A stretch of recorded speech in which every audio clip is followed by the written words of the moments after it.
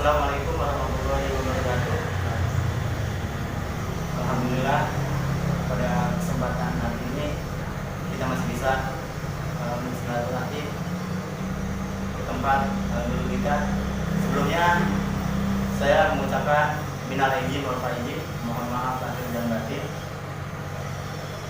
Hari ini kita berada di rumah guru kita. Mungkin teman-teman juga bertanya di uploadan saya sebelumnya ada kajian Jumat sore. Mungkin teman-teman juga bertanya kenapa jarang upload atau gimana. Di dalam kondisi COVID-19 ini kita nggak mau gimana-gimana, tapi kita mengikuti peraturan yang udah ada, makanya kita nggak bisa upload karena situasi seperti ini. Dan alhamdulillah kita bisa bertemu kembali di rumah beliau. Alhamdulillah kita sudah sampai.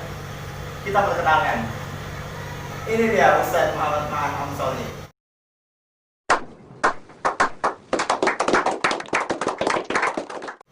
Assalamualaikum Ustadz. Waalaikumsalam. Alhamdulillah sehat. Alhamdulillah. Gimana nih dalam kondisi COVID ini, kegiatan banyak kegiatan yang tertunda, mungkin pekerjaan juga mungkin banyak yang lockdown. Ya, alhamdulillah efek lockdown ya. Efek lockdown luar biasa. Semua lini kena semua. Pendidikan, sosial, ekonomi, semua berantakan dah. Berantakan. Tapi yang paling kita syukuri adalah kita masih diberikan kesehatan. Ternyata itu mahal baru terasa. Penting, memang penting. Ya buat teman-teman, hari ini kita dibilang nongkrong santai. Alhamdulillah kita udah santai juga. Jadi buat teman-teman, ini julukannya teman-teman itu julukannya Sohib Gahwal. Sohib Gahwal. Ya teman Sohib Gahwal. Ini gawalnya nggak ada, ini cuma tekonya doang. Tekonya doang, ini gelas nggak ada, kita dikokop ini. Baca. Ya, alhamdulillah kita bisa ketemu lagi nih. Ya mungkin di lain waktu kita bisa dapat siraman ilmu lagi dari beliau. Ya memang di COVID-19 ini luar biasa ini. Apa saja? Apa? Itu kan penyakit. Penyakit itu kan bagian daripada sebuah keniscayaan yang memang harus kita hadapi ya. Bagaimanapun ya, terlepas kejadiannya seperti apa, bagaimana ya, penyakit itu pasti ada. Dan yakinlah penyakit itu pasti ada obatnya. Cuma nih sekarang lagi bingung nih, belum dapat aja obat yang mujarab gitu. Tapi bagi kita nih umat Islam nih, obat paling mujarab itu wudu. Wudu, jaga jarak ya, sama satu lagi berdoa kepada Allah. Itu paling penting. Tapi pemerintah kemarin banyak ada yang bilang masjid tutup sementara, musola tutup sementara. Itu gimana? Yang menurut Anda Ustaz itu gimana? Iya, ini kan persepsi orang kan berbeda ya, tergantung pemahamannya. Kalau menurut saya secara pribadi sih, pemerintah ingin mencegah sesuatu hal yang mudarat untuk umat Islam. Jadi sebelum kejadian diantisipasi dulu. Cuma ya itu tadi ada yang berlebihan juga, gitu. Ada yang berlebihan sampai sholat kita mau sholat kemudian sampai ada ekstrim gitu kan. Nah itu juga tidak baik. Ya kan masing-masing orang di republik ini diberikan kebebasan untuk berpendapat. Ya, silahkan aja kalau nggak tahu. Tapi kalau ada apa-apa ya tanggung sendiri. Gitu. Bahaya juga soalnya punya luar biasa. Kebanyakan deterjen netizen gitu ya. Deterjen. Sohib Gawai ya. Kebanyakan netizen yang bilang katanya mal-mal pada buka, tapi masjid disuruh tutup. Iya, kita juga kan nggak gimana gitu. Ya adil ya. Iya nggak adil juga. Tapi kan emang ada sebagian mal juga yang ditutup. Ya nggak menutup kemungkinan ya, apalagi mau bulan puasa, mau lebaran. Masa kita selamanya bedol aja ya, belanja online. Masa kita selamanya belanja online aja, mana lalu bisa disedengin juga kan ya.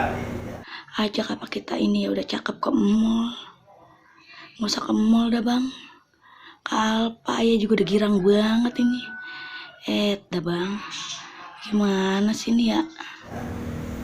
Jadi gitu. Ya emang agak kurang ajar ketika tempat ibadah ditutup untuk tempat hiburan dibuka. Kan jadi kebalik, ya, harusnya tempat ibadah dibuka, mall ditutup. Kenapa? Kita ini dalam kondisi begini nih, kita butuh pendekatan yang punya penyakit. Jadi kalau misalkan yang nurunin penyakit kan Allah Subhanahu wa Ta'ala. Kita sudah penting minta ampun kepada Allah Subhanahu wa Ta'ala supaya penyakit ini cepat kabur gitu. Tapi malah kita mau ibadah, nah disitulah persepsi orang ya silahkan saja dimanapun berdoa bisa ya, kita sebagai umat Islam ya pintar-pintar kita lah gitu untuk mensiasati bagaimanapun semuanya demi kebaikan umat Islam juga. Kalau memang mau itu dibuka monggo silakan gitu kan. Yang jelas ya agak keras sedikit tempat ibadah dibuka lah karena tempat ibadah itu adalah tempat suci. Dimanapun tempat ibadah adalah tempat suci. Jadi ketika tempat suci itu terkotori oleh orang-orang yang kubur dunia, ini kita ngeri juga nih, gitu kan? Ada apa, gitu kan? Nah, jadi ya kita berharap semoga semuanya ini cepat selesai. Amin. Dan terutama ya COVID-19 ini cepat kabur dah dari Indonesia gitu, dari dunia juga semuanya dah. Biar kita ini sehat nih, biar kita sehat, biar kita ini bisa ngaji lagi, sholat berjamaah lagi, ketemu lagi. Sampai yang kemarin tuh Ustaz bilang ini bantuan sono dapat sama dapat yang gak dapat cuma Ustaz doang.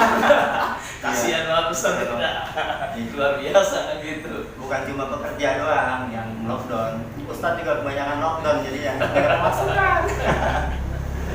Siap.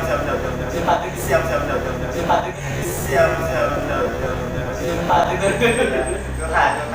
Yang begitu adanya sih. Coba tolong pemerintah pikirkan Ustaz. Pikirkan dulu agama gitu loh. Karena emang bagian daripada terdampak juga semuanya semua terdampak. Bukan cuma pekerjaan doang, tapi kita ambil kesimpulannya nggak apa-apa kalau kita ibadah di masjid, tapi tetap pengurus masjid juga harus tetap antisipasi juga. Jadi ya, dari pembersihannya nggak apa-apa kita bilang ke jamaah wudu di rumah nggak apa-apa, nanti di masjid wudu lagi demi keamanan kita gitu. Yang penting wudu Yang penting wudu. Karena kalau kita wudu nih, insya Allah nih kalau kita wudu nih umat Islam, ini penyakit rontok nih, ya, penyakit zohir dan sangat budi segala macam rontok, apalagi namanya corona, udah yang kejang kalau dihajar sama wudu gitu. Makanya sering-sering wudu, dimanapun kalau udah keringet dikit atau habis ketemu orang wudu lagi. Karena siapa yang wudu, dia masih punya wudu, bagaikan cahaya ditambah cahaya 5 watt jadi 10 watt dari 40 watt tuh luar biasa. Mulianya wudu. Apa yang wudunya harus benar ya? Ya wudunya harus benar. Jangan cetak-cetak ya. Jangan kesesana. Wudunya harus sesuai dengan aturan, sesuai dengan syarat dan syariat. Ini benar-benar kita jaga wudu kita. Insyaallah. Ini jin keluar lawan. Diam!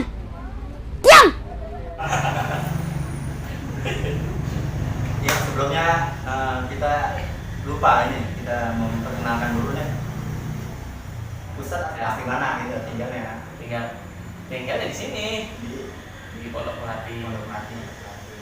Kalau lahiran saya lahirannya Keranggan. Keranggan itu bagian daripada Bekasi. Dulunya Bekasi itu dari sebuah yang saya baca-baca itu ternyata dulu di Bekasi itu ada namanya Kerajaan Tarumanegara, salah satu kerajaan terkuat di Indonesia. Tapi sisa-sisa daripada kerajaan tersebut adanya di Keranggan. Makanya ada prasasti-prasasti yang ditemukan di beberapa daerah itu. Salah satu kebudayaan yang di Bekasi ini cukup kuat ya budaya Keranggan itu, karena ada tonggak sejarahnya. Nah, kembali lagi yang namanya sejarah itu harus ada bukti, fakta, dan data. Nah, inilah kelemahan kita. Buktinya ada, saya contoh prasastinya. Nah, ada Di mana ini? Tidak ada beberapa yang saya lupa sih, ada 4 kalau kurang lebih ya. Tapi salah satunya itu sekitaran Keranggan ini dulunya mungkin luas seperti apa saya juga nggak tahu, tapi yang jelas kelemahan kita orang Indonesia ini pertama tidak tahu sejarah, yang kedua ada sejarah yang emang sengaja dikabulkan. Bayangin aja dijajah Belanda ada 350 tahun kan, dijajah lagi Cina, Jepang gitu kan. Jadi kita ini buru-buru buat belajar sejarah gitu. Dan di Indonesia saya yakinkan paling sedikit adalah orang yang belajar sejarah tentang kampung halaman sendiri. Jarang ada yang tahu. Ini karena kita obrolannya ke sejarah nih, bukan ngapain corona. Pokoknya jangan lupa subscribe dulu. Kalau belum subscribe kebangetan. Iya. Jadi emang kita kembali lagi, apalagi kan anak muda yang kita sebutkan aja anak muda milenial. Iya. Banyak yang nggak tahu sejarah kampungnya. Dia tahu sejarah sejarah ini, dia ngalor gitu, tapi kampungnya sendiri dia nggak tahu. Kayak contoh saya di Pondok Benda, nggak tahu tuh sejarah, nggak tahu detail Pondok Benda itu dulu gimana, siapa, nama apa, leluhurnya, nama pemimpinnya, nama ulamanya yang kita Islam juga. Betul. Tahu. Paling yang kita temukan itu bagian daripada misalkan makom yang kita tidak tahu pas lama-lama baru terbuka dia adalah seorang ulama besar. Betul. Nah inilah yang sebenarnya di Bekasi ini perlu digali. Contoh di ujung dari Bekasi di kota aja lah 12 kecamatan kita cari nih, luar biasa di Bekasi ini punya sejarah yang saya kira pemerintah daerah ini harus benar-benar butuh orang-orang yang perlu belajar tentang Bekasi. Contoh misalkan Bekasi dulunya bahasa dulunya Candrabaga, berganti dengan Bagasasi, berganti dengan Bekasi. Nah, sekarang Bekasi kota. Nah, udah jauh tuh berapa apalagi diambilkan dari dulunya itu kerajaan Tarumanegara. Tarumanegara itu berkembang terakhir itu Pajajaran dan seterusnya itu luar biasa. Makanya anak muda harus banyak belajar sejarah. Betul. Jangan-jangan dia nggak tahu juga, nih anak muda dihati-hati ya. Dia nggak tahu sejarah dia lahir, bapaknya nggak ketahuan. Nah itu bahayanya anak muda ya. Jadi emang harus dicatat. Kalau orang tua dulu tuh catat, bapaknya misalkan Mian bin Miun. Nah itu harus tahu sejarah. Harus cari tahu emang. Kalau minimal banget, kalau kata orang dulu kita harus tahu 7 turunan kita dari nama orang tua kita, Uwa, Uyut, Buyut, sampai 7 minimal. Tapi harus tahu gitu. Biar enak kenalin ya sama anak-anak itu kita. Ya iya kalau kagak kenal kita ngirim doa juga sama siapa. Tapi bisa aja sih emang. Cuman kan kita harus tahu. Bisa aja bulan-bulan.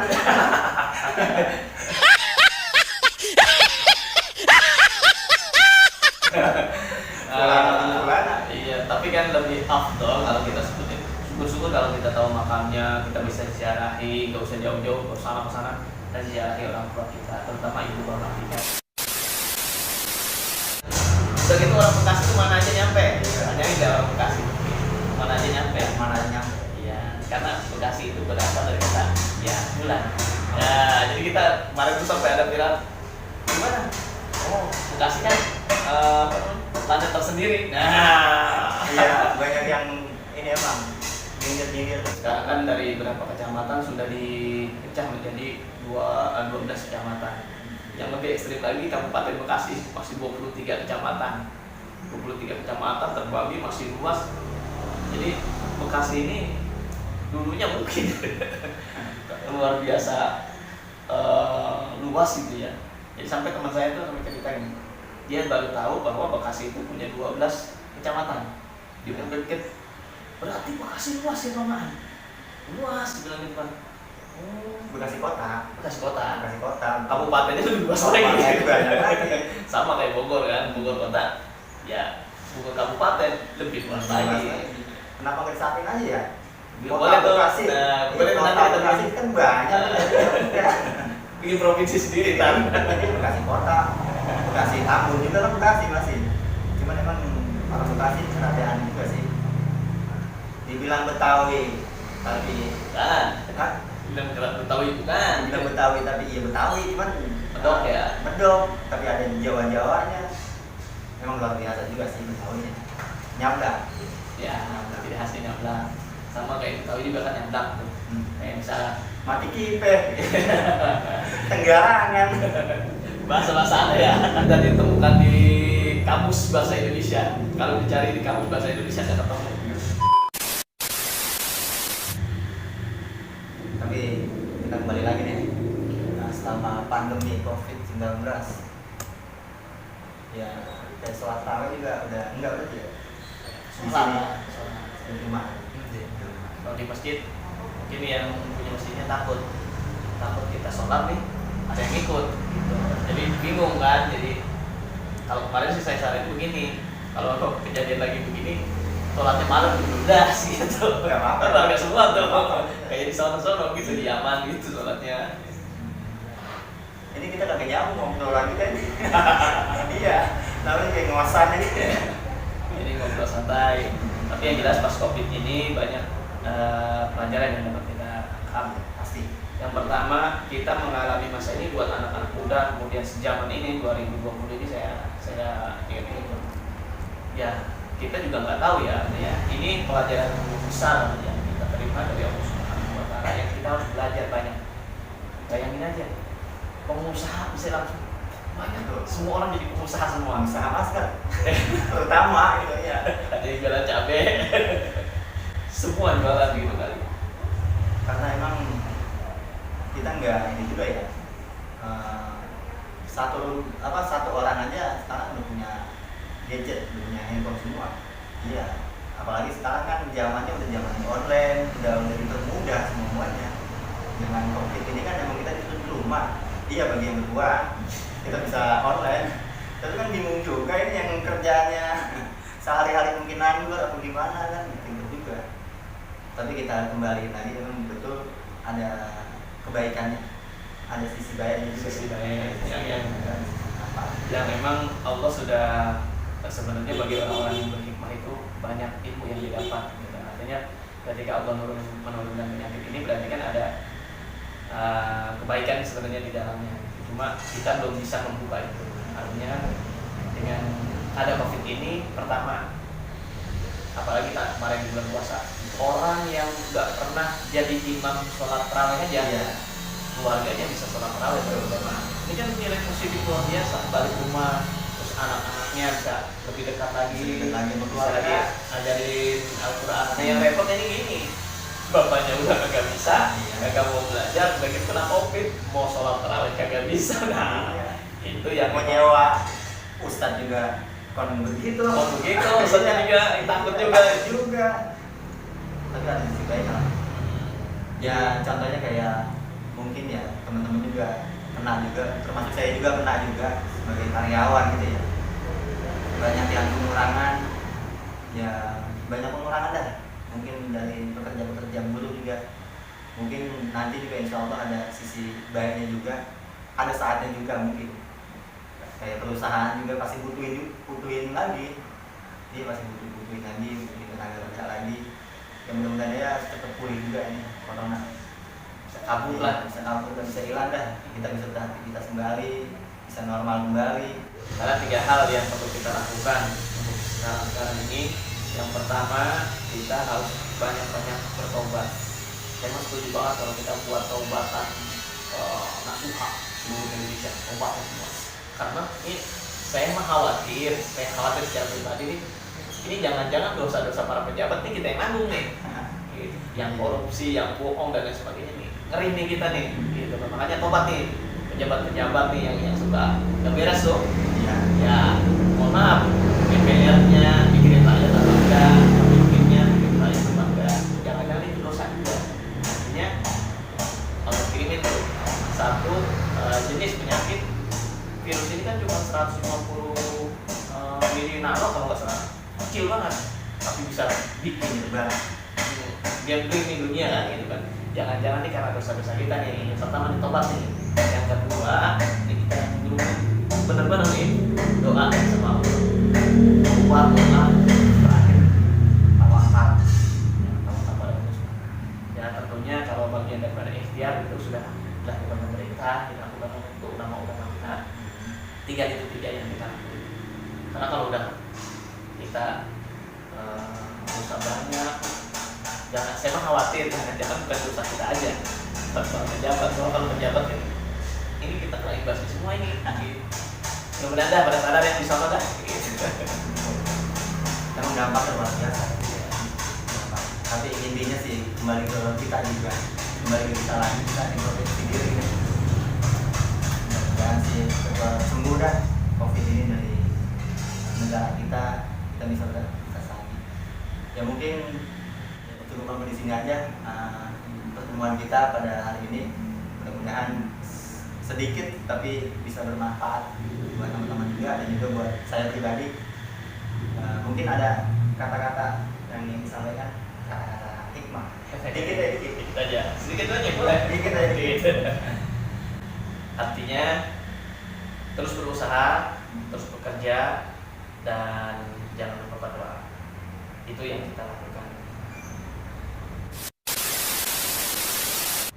Oke, langsung saja kita tutup pertemuan kita pada hari ini. Buat teman-teman jangan lupa like, comment, and subscribe. Assalamualaikum warahmatullahi wabarakatuh.